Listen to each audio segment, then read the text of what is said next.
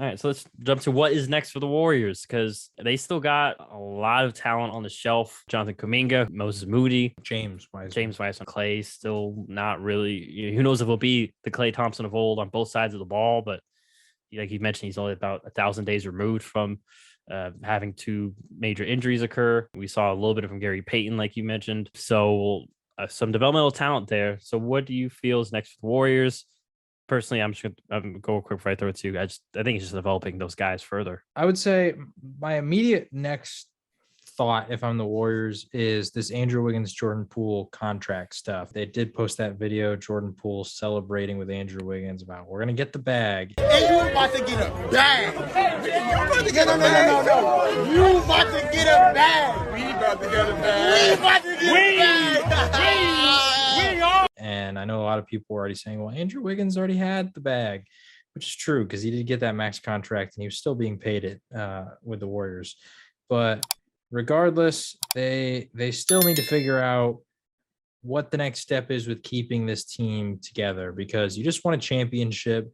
But as of right now, the players they have under contract for next season are Steph, Klay, Wiggins, Draymond, James Wiseman, Kuminga, Moses Moody, and Jordan Poole. And so that means there's some key guys here from this championship team who are not under contract for the immediate season.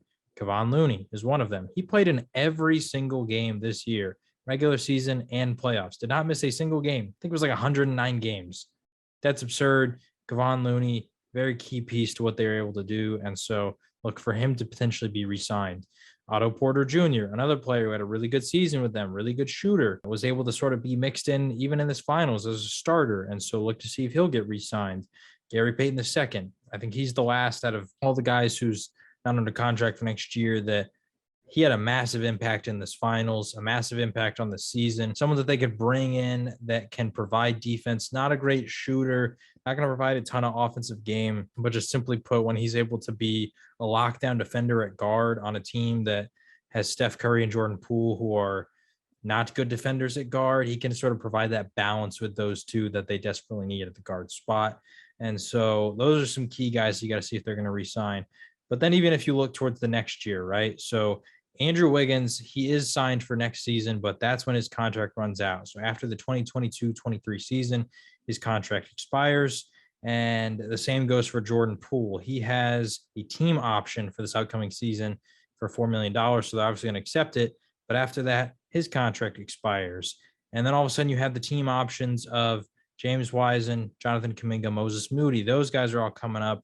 And then after that, the next year you got Klay and Draymond are getting extensions. And so they just, over the next 3 years, essentially, they have a lot of their key pieces on this championship run that could be expiring contracts. The only guy who signed through that whole time is Steph Curry.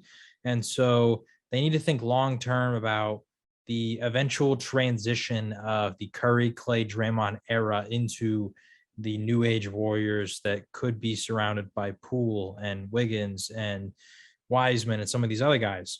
We don't know if that's what their plan is, but that's currently what their thought process has to be, because obviously you want to maximize the Steph, Klay, Draymond window right now. And so that means you want to keep guys like Looney and Wiggins around, but you still need to leave money and room for guys like Jordan Poole and all the other guys who could be your future post those players. So I'm not sure how all the money's going to work and how the contracts are going to work, but if I've learned anything about Bob Myers, it is that you can trust him because the guy has been absolute gold at building the team. And then the Warriors developmental staff has been amazing at making it all work together. So I have no doubt in my mind that all those guys are going to stay. But after that, the big thing, like you said, is developing Wiseman, Kuminga, and Moses Moody specifically. Jordan Poole, like I said, he's already sort of in line to get paid. And so you kind of need to know what you have in him right now. And honestly, it might be better to pay him now than later, because if you wait, if he has a really good year this year, that price tag could go up. But I think that Wiseman, Kuminga, and Moody are probably the three most important parts outside of Jordan Poole for that future, because all of them are still relatively cheap during the last bit of this Steph, Klay, Draymond contracts. And so you have more time to figure out what they can be. And they have immense potential. I mean, James Wiseman, I don't know how you felt, but I actually thought that he was going to be better than Anthony Edwards and LaMelo Ball. So far, I've sort of eaten my words on that, but there's still time that maybe he could prove that he is. Jonathan Kaminga, a long, lanky, athletic guy who reminds you a lot of Andrew Wiggins, honestly, when he was coming out of college. A little bit differently because he's a lot better defensively immediately out of the gate, not as good of a shooter. So there are some differences, but very similar archetype of a player. And then Moses Moody has a lot of potential to be a really great scorer in this league. And all three of them are 21 or younger. So those guys need to instantly be just brought into the fold and continuously slowly be developed, because if the Warriors can do this right, they could have a really deadly team even after the Steph, Clay, and Draymond era. So I don't expect them to make any major changes, but I do agree with you. I think those guys are probably just going to be developed over time, and then at some point we're going to see that transition start to take place.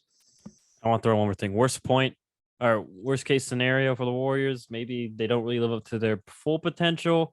You can always package them, and who knows what superstar or even good players are going to be available to pick up if there's a disgruntled. There's always one or two, it seems like.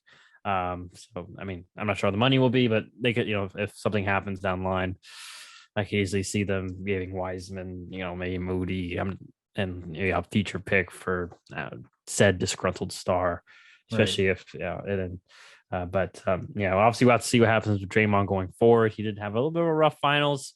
Obviously, you kind of redeemed himself later, offensively, especially. I think defensively wasn't too bad.